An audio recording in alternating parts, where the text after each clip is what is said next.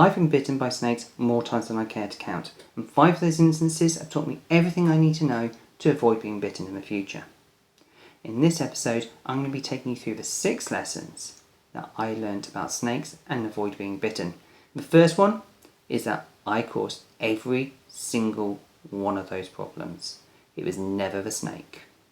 I'm David, this is Marie, welcome to DJL Exotics.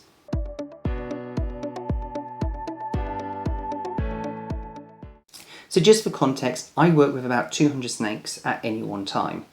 This ranges from babies up to the breeding adult, those that are used in experiences, and those that are just for breeding purposes. And throughout the year, I may be bitten 2, maybe 3 times. Even when I am bitten, the actual damage is very minimum. Most of the times, I don't bleed. There's no mark. The biggest problem is the shock of being bitten. However, that said, it is still a moment which many people fear, and I can understand that. So the first mistake is the situational awareness. This is where you're going into the enclosure, into the environment of a snake, and you're not aware of where they are. Now this happened with Wally when I was first keeping snakes. I must have kept Wally for about 3 or 4 months. Wally was hiding underneath her water bowl. I went in to pick the water bowl up, not realising that her head was nearby. My thumb was the same size as a pinky food, which she was eating at the time, and she just snapped. Literally got hold of me, 2 seconds, and she was off.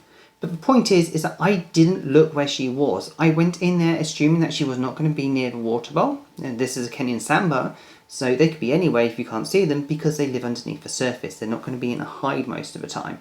And I should have been aware of that. I should have looked where she was and made sure that I was not going into striking range and shocking her, because that is the only defense that the Kenyan sandbar has. Second mistake is one that I've already talked about in the biggest mistakes that you make as reptile keepers, and you can watch that video up there. However, I'm going to say it again, and this is actually grabbing food of a snake with your hands. Now what happened here is that I was feeding one of her royal pythons, this one's sister, and she decided that she wasn't going to feed that night. So what happened was I went in to go and take the mouse out of the enclosure, but I used my hand instead of trying to use the tongs, and instinctively her sister just went and bit me. Just literally straight out of the hide and bit me. The lesson here is that if I'm going to go and handle prey, my hand is going to smell like prey, and also it's hot. So they're going to assume that there might be prey in there, and there's that smell. So it is going to create the potential for a feeding response. And that's all it was. It wasn't malicious. She wasn't saying, oh, you're taking my food away. It was, oh, is there new food here? Is this something that I'm going to prefer more? And that's my lesson.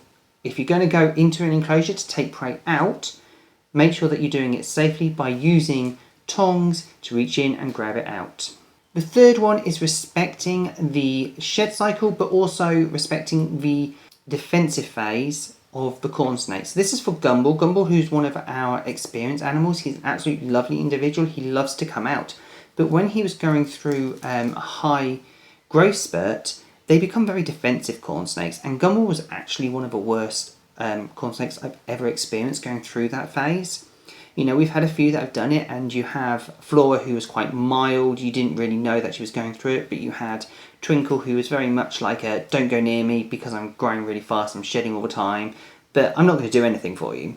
But you then had Gumball, who would actively strike at you because he was just in an annoyed mood all the time because he was growing and he wasn't really enjoying it. He was in shed every other week. And I put my hand in there to do some general maintenance, and he just struck out, and I didn't really respect that he was going to be in that grumpy mood. I just carried on as normal, which in one respect you would expect to do, but it's also the snake. If they're not very happy about you going in there, you have to take your time and making sure that you establish where they are, establish where their mood is, and making sure that they're all right for you going in. And if they're not, just taking your time and allowing them to kind of get used to the fact that you're going to have to go in there. And with shedding, it can be a big time for getting bitten because the snake has reduced vision during that period of time. It's also a bit grumpy because they don't particularly like the shedding period. Many of them go off their food. They feel very vulnerable. And when you're feeling very vulnerable, the easiest thing to do is to lash out at the first thing that comes close to you. And therefore, what I learned very much on that one is when a snake's in shed, to always make sure that I'm going in there as neutrally and as passively as possible to give them the space still. Now, number 4 is completely my fault, and this is all about Beth. And Beth is one of our royal pythons, and I have a thing that the majority of my bites are actually caused when I have flu or a cold, I'm not at my best, and then I'm feeding late at night, say 8 o'clock at night when I've done a full day, and that's the typical time for feeding because that's when it's getting dark, it's when the snakes like to feed. However, when you've got a cold or flu, sometimes your mind isn't quite in the game and you're not paying attention like you should do. So quite often I say when it comes to snakes, feed at 90 degrees. So the snake is going across you, not up you.